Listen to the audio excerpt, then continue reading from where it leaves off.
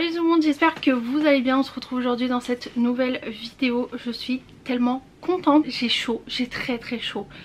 Vraiment, je crois que c'est la pire journée pour tourner des vidéos. Il fait 32 degrés. Je sais pas ce que je fous là. Je pensais même pas vous tourner cette vidéo aujourd'hui parce que j'ai fait une commande. J'ai craqué mon slibard, clairement, il faut dire ce qui est. J'ai acheté des livres, ça faisait un moment que j'en avais envie et je me suis dit franchement, allez, pourquoi pas. Donc du coup j'ai commandé 2 livres chez Amazon, dont une sortie récente et un qui est sorti il y a un moment. Et j'ai commandé chez Bibliopolis. Je sais pas, pour ceux qui ne connaissent pas, je vais vous expliquer rapidement ce que c'est. En gros c'est une enseigne de revente de livres qui est située en Belgique et vous avez des livres en format broché ou en format poche qui sont entre moins 40% jusqu'à moins 80%. Donc c'est juste une affaire de ouf. Il y a plein de livres, c'est pas forcément des livres qui sont sortis il y a 10 ans en arrière, il y a des sorties très récentes. Donc du coup je vais quasiment tous les jours dessus, je regarde et à chaque fois je me dis bon, je vais attendre un peu, sauf que là il y avait que des pépites.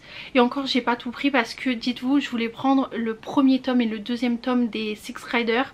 Au final il n'y avait pas le premier tome, donc je me suis dit vas-y, je vais juste prendre le deuxième tome. Au final quand j'ai passé la commande, le lendemain il y avait le tome 1 et le tome 2. Pareil, je voulais prendre les Bodyguards mais il n'y avait que le tome 2, donc je me suis dit c'est pas grave, je vais attendre.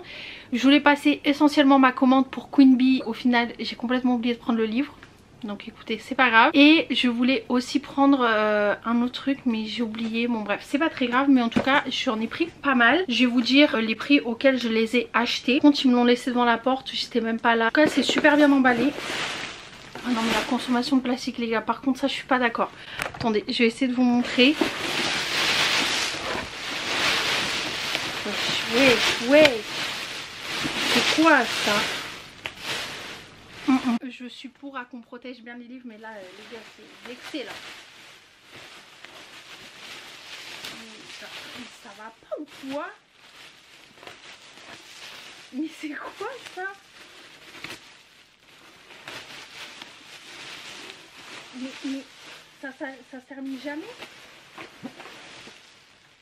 Je pense que vous vous rendez pas compte de la quantité de plastique que j'ai entre les mains là. On voit même plus. Ça je suis pas du tout fan. J'ai pris 12 livres. Ça se présente comme ceci et comme ceci. J'ai tout défait des plastiques là. Donc on va commencer par les achats que j'ai fait sur Amazon. J'ai acheté, ça faisait un moment qui me faisait de l'œil. Ça faisait plusieurs fois que je le mettais dans mon panier et au final je finissais par l'enlever, je sais pas pourquoi. Et là j'ai craqué, je me suis dit écoute, ça fait un moment que tu as envie de le lire, donc pourquoi pas. Donc j'ai pris Stairway to Heaven de Delinda Dane aux éditions Hugo Poche. Franchement il me donne grave envie, la couverture, tout en plus ça là en orange j'adore, ça va venir compléter ma petite collection juste ici. Donc je vais vous lire à chaque fois les quatrièmes de couverture parce que forcément je ne sais pas de quoi ça parle tous. Et même je suis quelqu'un, si je n'ai pas lu, je saurais pas vous expliquer exactement ce qui se passe dans le livre, donc je vais m'éparpiller, donc je préfère vous lire ce qu'il y a écrit derrière. Donc il y a quelques années, Tristan était un autre homme, désabusé, indifférent au succès immense qu'il rencontrait en tant que tatoueur et curieux de toutes ses addictions, drogue, alcool, femmes. Mais c'est justement une femme qui a bouleversé sa vie, enfin une version miniature. Bria Rose, un mois, fruit d'une nuit furtive avec une inconnue, a été déposé un matin sur le pas de sa porte, abandonné par sa mère. Depuis, plus rien n'a jamais été pareil. Aujourd'hui Tristan ne vit que pour sa fille et il y a un sujet qu'il traite avec sérieux, c'est le choix de la babysitter qui prendra soin de son trésor lorsqu'il travaille au salon de tatouage. Quand il reçoit Haven Harper pour un entretien, il sait d'office qu'elle ne sera pas retenue pour le poste. Elle est désordonnée, maladroite et il faut l'admettre beaucoup trop attirante. Très loin donc de l'image qui se faisait pour sa future Mary Poppins. Pourtant, il doit bien prendre en compte l'attachement immédiat de Bria Rose pour cette étonnante jeune femme. Alors Tristan cède pour sa fille. Il saura mettre de côté ses réticences et son trouble. Donc déjà le mec il est tatoueur, voilà. Ça part de la paternité, moi j'adore, donc moi voilà, j'achète et du coup je suis très contente de l'avoir pris. Il m'a coûté 7,60 €, donc voilà. Ensuite pareil chez Amazon j'ai pris, il est sorti le 5 juillet, donc c'est une sortie très récente, c'est Mary Jane de Océane Ganem aux éditions Hugo Roman. Pareil, il me donne tellement envie. Trigger warning, il y a beaucoup de smut dedans, donc voilà, c'est pour un public averti d'un certain âge âge, donc voilà. Il m'a coûté donc 18 €. Bref, Ola est vert de rage. En plus de s'être fait larguer par l'homme qui prenait pour son meilleur ami et l'amour de sa vie, voilà qu'il s'amourache d'une star du porno de renommée internationale. Une star qui n'est autre que sa grande sœur.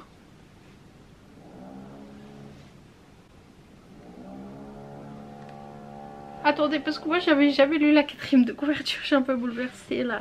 Ne sois pas surprise, Ola, lui a-t-il lancé par-dessus son épaule en claquant la porte du petit appartement qu'il partageait depuis 6 ans. Tu le savais déjà. Blessé puis vexé, et après une cuite anthologique au vin blanc, Ola finit par admettre que oui, peut-être, elle ne comprend rien aux hommes ni au sexe. Alors, avec l'aide de ses meilleurs amis, elle échafaude une liste de 52 défis à réaliser sur 1 an pour apprendre à mieux connaître le sexe opposé et ses désirs propres. Tout ce qui lui a toujours semblé hors de portée, beaucoup trop osé pour une gentille fille de son genre, est désormais inscrit à l'encre noire sur son carnet. Mais c'était sans compter sans l'intervention de Saint Hodgson, son sublime voisin et accessoirement le meilleur ami de son ex, un libertin attenté qui ne l'a jamais laissée indifférente, avec lequel elle partage de sombres secrets et qui n'a décidément rien d'un saint homme. La vilaine petite chenille deviendra-t-elle un joli papillon ou risque-t-elle de se brûler les ailes avant même d'avoir pu apprendre à voler?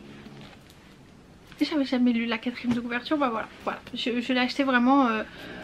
Des fois il y a des livres comme ça qui m'attirent et je sais même pas de quoi ça parle, mais juste ça m'attire, bah voilà, je comprends pourquoi. Ensuite on va passer à Bibliopolis. Je vais vous mettre un code promo, c'est celui que j'ai utilisé, il m'a apporté moins 10%. Donc ce qui fait qu'au lieu de 104 balles, je crois que j'ai payé 93 €. Ouais, c'est ça à peu près. Donc si jamais ça vous intéresse, c'est pas du tout un partenariat, quoi que ce soit, c'est juste voilà, le code il est disponible sur Google si jamais vous cherchez, donc voilà quoi. Donc on va commencer. J'ai pris un petit format, au début je voulais pas le prendre, mais je l'ai payé 3,75 € au lieu de 7,90 €, donc je me suis dit bah écoute, pourquoi pas. C'est La Dette, j'en avais déjà entendu parler vaguement, je l'ai vu passer assez souvent sur les réseaux avec de très bons avis, donc je me suis dit pourquoi pas. C'est une dark romance, donc voilà, pour que vous sachiez. Est-ce qu'il y a des trigger warnings? Non, mais il doit en avoir, et s'il y en a je vous les mettrai à l'écran dans tous les cas, mais bon, déjà à partir du moment où c'est une dark romance, voilà, il faut être un minimum conscient de ce que vous allez lire là-dedans. Donc en gros, depuis 6 ans, Célène, ancienne hackeuse, est dans l'obligation de travailler pour le FBI. Ses compétences en informatique lui ont évité la prison, ainsi qu'à son frère Elias. Oh, ça me fait trop penser à comment elle s'appelle, Pénélope dans Esprit criminel. Bref, sa dernière mission, avant d'être enfin libérée de sa dette envers les fédéraux, reprendre contact avec Elias pour faire tomber son patron, le chef de la mafia russe, Anton Urenev. Faut y arriver. Ne plaisante pas avec les traîtres, encore moins ceux qui sont proches de lui. Quand Elias disparaît avec un quart de million de dollars et son ex-maîtresse, il ne peut pas laisser passer l'affront sans réagir. Célène est une cible toute choisie, ce sera à elle de le rembourser et elle servira d'otage en attendant qu'il retrouve le fugitif. Mais c'était sans compter sans le charme de la jeune fille qui ne le laisse pas indifférent. Un duel sans ciel commence entre la passion, les mensonges et la peur d'être démasquée. Célène devra choisir son camp, un double jeu risqué où sa vie pourra être le prix à payer. Quand rembourser une dette promet autant de plaisir que de danger. Ça a l'air pas mal franchement. Je vous dis la vérité, à part pour celui-ci, et celui-ci parce que je connais forcément vu que j'ai lu les 2 premiers tomes de la saga, je ne connais aucun résumé, donc je vais les connaître avec vous. Ensuite j'ai pris celui-ci, pareil, il a été écrit par Maloria Cassis et Margie No Name, celle qui a écrit La Dette. C'est des éditions Hugo Roman, donc c'est comme une ombre au tableau. Franchement la couverture me donnait envie mais sans plus, donc je me suis dit bon, ça me donne envie mais il y a un petit truc qui bloque, je vais quand même lire le résumé et si ça passe tant mieux, si ça passe pas tant pis, c'est qu'il me donnait pas envie. Et le résumé, mon dieu, il m'a donné envie, donc du coup j'ai acheté.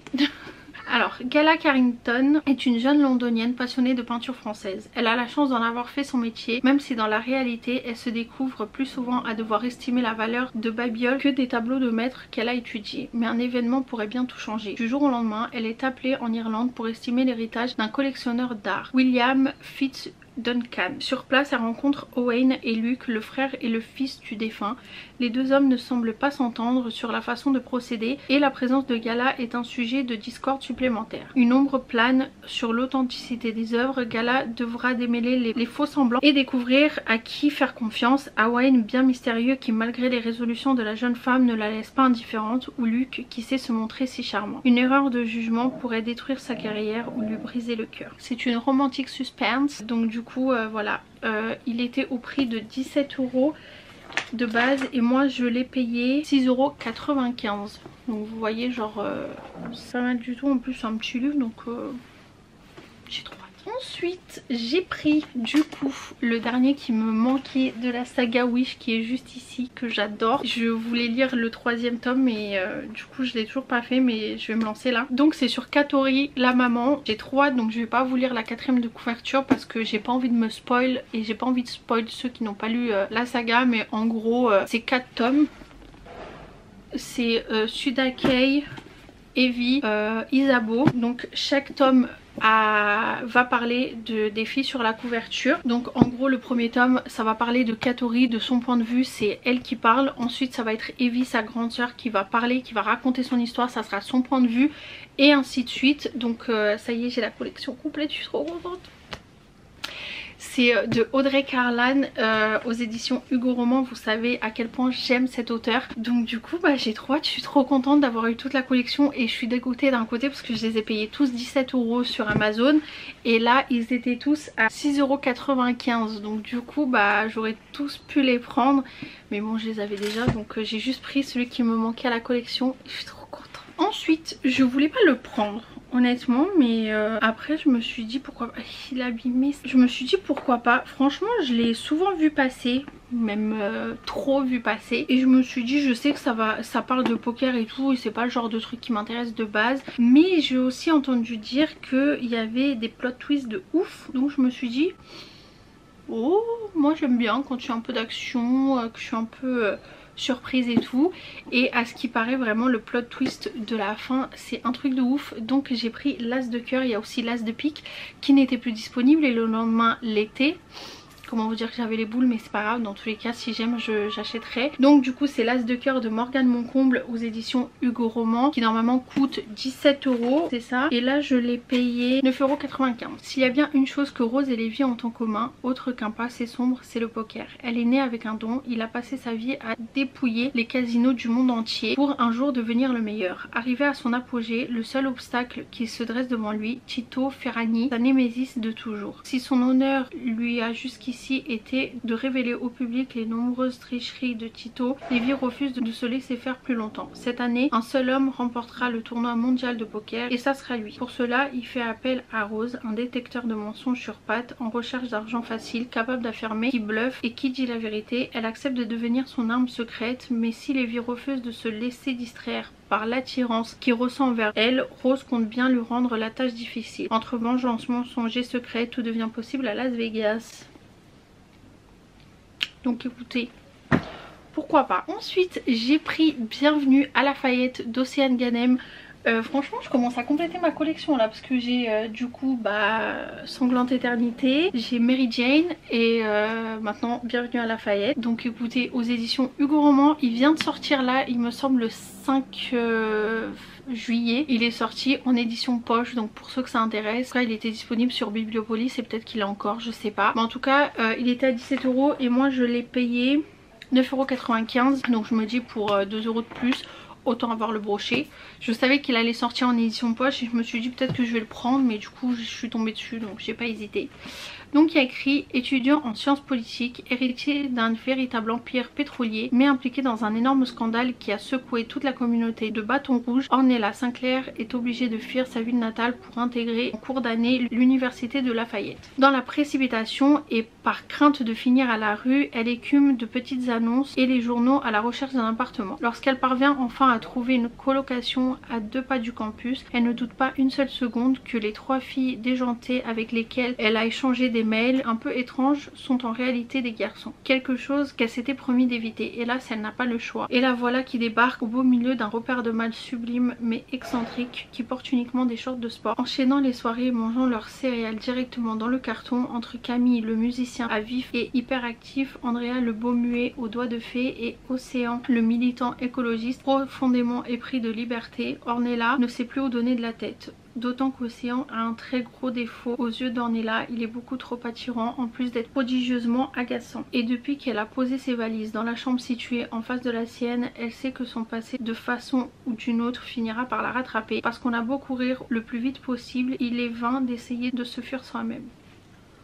Donc franchement il a l'air plutôt pas mal. Donc écoutez, on verra ce que ça donne. Ensuite j'ai pris Nos rêves en parallèle de F. Sereno aux éditions Hugo Roman. Pareil il est à 17 € et moi je l'ai payé 9,95 €. Tout oppose Sohan et Cassandre. Lui n'a qu'un objectif en tête, devenir footballeur professionnel. Elle a ce sport en horreur. Lui a des difficultés à l'école. Elle est surdouée. Lui est musulman, elle chrétienne. Pourtant dès leur première rencontre ils savent qu'ils seront amis pour la vie. Lorsque Sohan touche son rêve du doigt, sa meilleure amie et son premier soutien. Ils se promettent que rien ne pourra jamais les séparer, même pas la distance et les sentiments, car s'ils sont inséparables, ils sont également amoureux sans se le dire. Cassandre le sait, plus Sohan s'élève vers les étoiles, moins elle a de chances que leurs rêves soient compatibles. Pour elle, ils forment deux lignes parallèles. Malgré leur complicité, jamais ils ne pourront se rejoindre. Mais lorsque Sohan revient brisé dans leur ville natale, cette réalité pourrait être chamboulée. Il l'a juré, pour elle, il décrochera une étoile. Donc c'est un drame psychologique. Voilà, je sais pas, il me tente de ouf, il a l'air trop bien et je pense vraiment que la vidéo que j'ai faite de ma palle à lire pour l'été, je pense qu'elle va être pas mal chamboulée. Ensuite j'ai pris celui-ci qui me donnait grave envie, déjà par la couverture et aussi par l'histoire, je sais pas. Il m'a donné envie. Donc c'est Cette fois peut-être de Cassie West aux éditions Hugo New Way. Pareil il me donnait grave envie, genre voilà. Il est au prix de 17 € normalement et moi je l'ai payé 6,95 €. Donc mariage, fête de fin d'année, quelle que soit l'occasion, Sophie Even est là pour vous servir. Et croyez bien qu'elle arrange les bouquets et gère les drames familiaux comme personne. De toute manière elle n'a pas trop le choix depuis qu'elle travaille pour la fleuriste de sa petite ville natale pour se payer son école de stylisme l'année prochaine. Mais voilà qu'Andrew Hart arrive dans le paysage comme une cerise sur le gâteau avec son arrogance et ses faux airs de BCBG. Le fils chéri du nouveau chef en vue de la région accompagne son père sur tous les événements du coin. Traduction, Sophie l'a dans les pattes en permanence. Mais les complications ne rendraient-elles finalement pas la vie plus épicée? Hashtag amour-haine, hashtag destin, hashtag défi. Donc du coup voilà, il a l'air pas mal du tout. Si je sais pas, la couverture m'a donné envie, tout m'a donné envie. Donc en plus c'est rose, tout ce que j'aime. En fait je me demande juste où est-ce que je vais ranger tout ça. Je ne sais pas, je suis dans le déni total mais c'est pas grave. Ensuite j'ai pris le tome 1 et le tome 2 de Le Soleil de minuit de Lily Blabla aux éditions Hugo Roman. Sachant que j'ai déjà le tome 1 mais en poche. Donc en fait je suis très embêtée parce que je ne sais absolument pas quoi faire. Mais quand je vois la beauté du derrière et tout, parce qu'en fait je me suis dit vas-y je vais prendre que le tome 1, le tome 2 pardon, parce que j'ai déjà le tome 1. Mais je suis quelqu'un, j'ai horreur que par exemple si c'est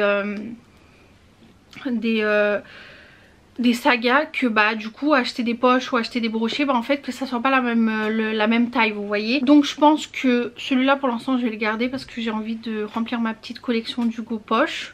Je sais pas pourquoi, ça m'a donné envie. Donc je sais pas ce que je vais faire. Mais donc du coup il est un peu abîmé. Mais écoutez, franchement pour le prix auquel je l'ai payé, on va pas s'en plaindre.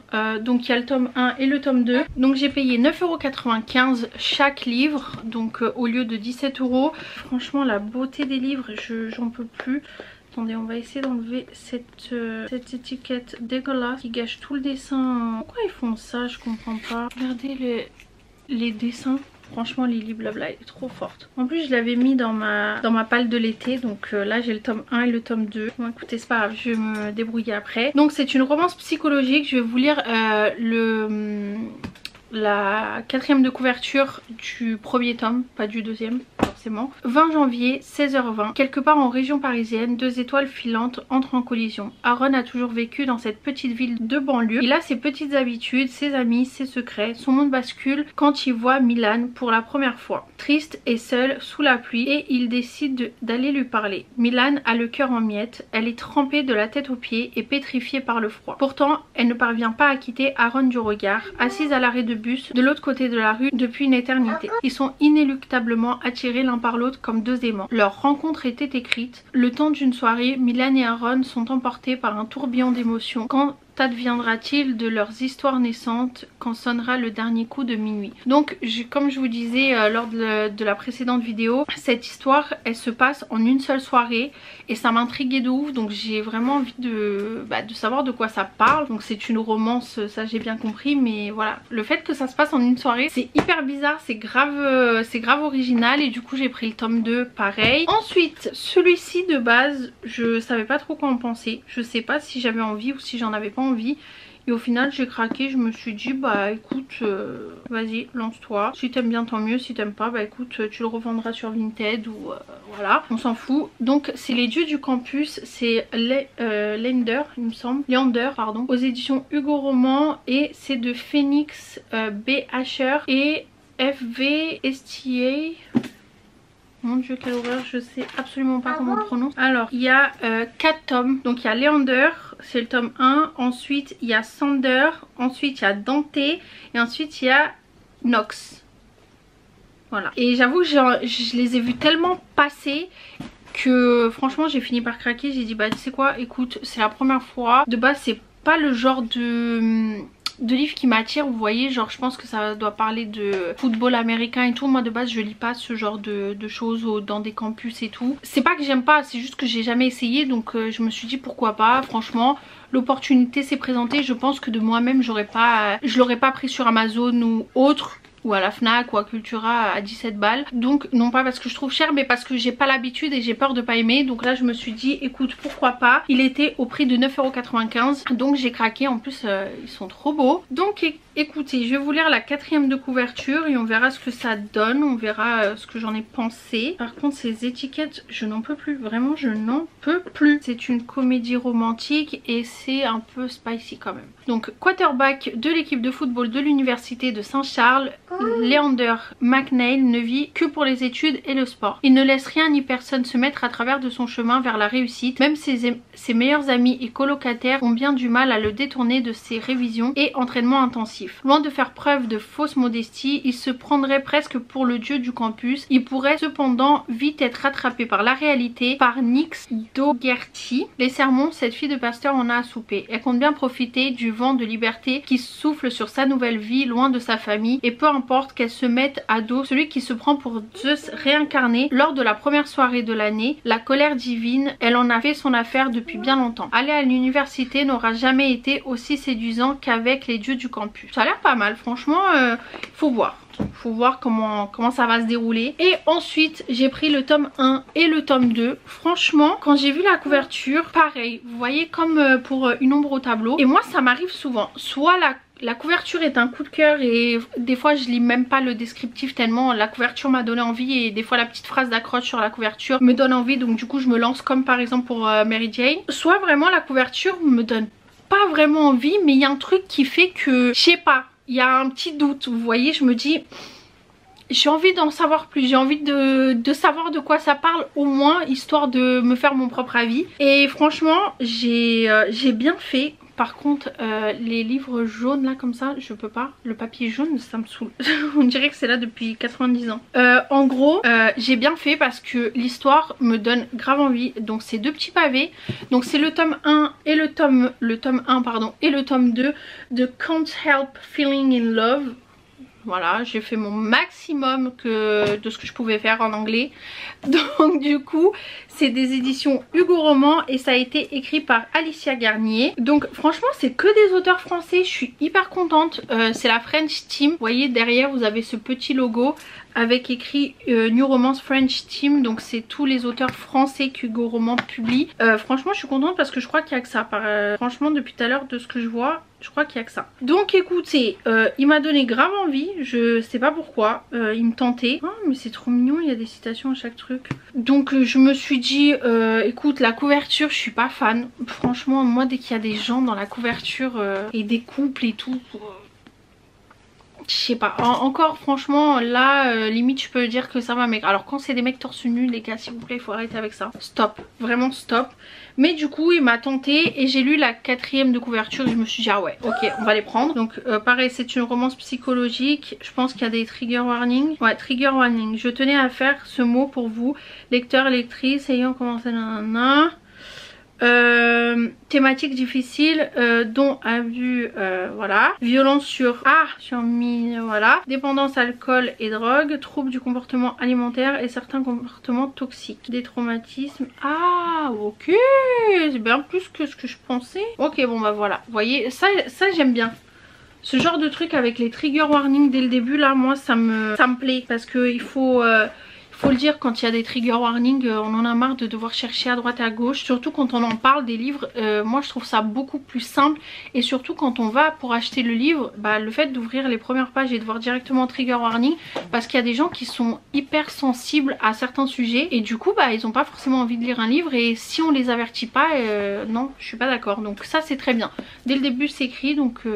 voilà, donc pareil, ceux-là je les ai pris à 9,95€ chaque au lieu de 17 €, donc écoutez je suis contente. Donc il est écrit: pourront-ils ensemble surmonter leurs démons? Logan a toujours tout eu dans sa vie, une carrière florissante à Hollywood, de l'argent, des femmes, de la drogue. Une vie rêvée pour certains, mais une ultime frasque pousse son agent à bout et le met face à un ultimatum: se faire soigner ou c'est la fin de sa carrière. Contraint et forcé à se retirer chez sa mère et sa sœur en Virginie pour se mettre au vert, mais aussi pour affronter ses démons, il va rencontrer alors une voisine. Riley a vu sa vie voler en éclats l'année de ses 16 ans, puis elle tente chaque jour de se relever. La noirceur qui l'habite désormais n'est jamais loin et lorsqu'elle baisse la garde, ne serait-ce que quelques secondes, elle finit écorchée, meurtrie. À l'aube de ses 23 ans, elle n'est plus que l'ombre d'elle-même, fuyant aussi souvent que possible le monde qui l'entoure. Pourtant le jour où Logan débarque dans sa vie, elle va devoir se confronter à une âme aussi abîmée que la sienne. Seront-ils capables de laisser leur passé chaotique derrière eux ou permettront-ils à leurs démons respectifs de gagner? Il a l'air vraiment pas mal, non?